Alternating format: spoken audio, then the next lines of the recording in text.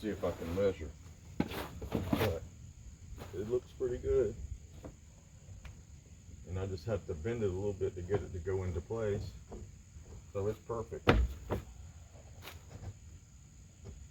What you want to do, like I say, cutting the piece, that's one part. That's half of it. The other half is how you nail this piece on. If you nail it on just any old way, it may not look good. You want to get the detail of the trim up so that it all matches, and that you want this part to be flush together, because this right here is the part that you're really going to see. So when you nail this, you want to start up here at the joint.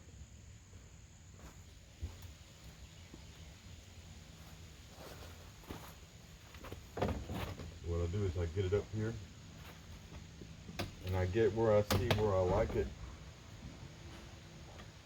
and I'll come back down a little bit and nail it right there, just to kind of tack it on and get it started.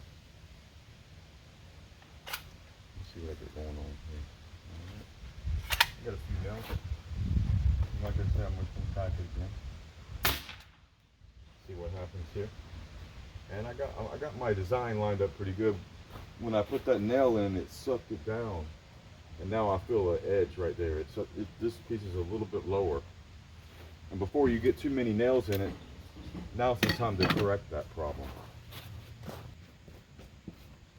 Take something and tap it out a little bit. I just like to use my 5-way because it's pretty thin. Tap it in there, and that, I don't know if y'all could see it move. It moved it out a little bit, and it's still.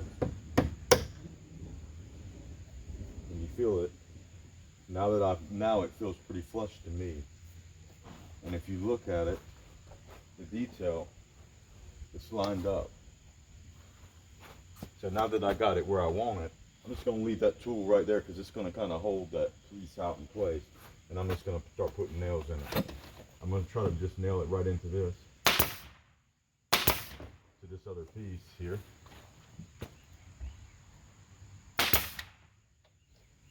Like that,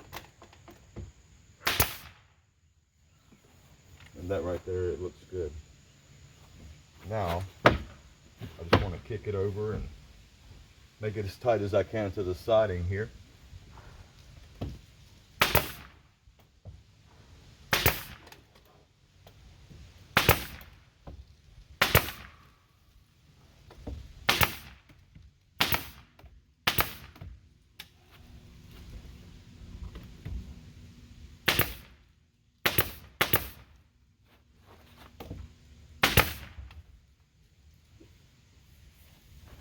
You want to make sure you put enough nails so that the piece does not move around.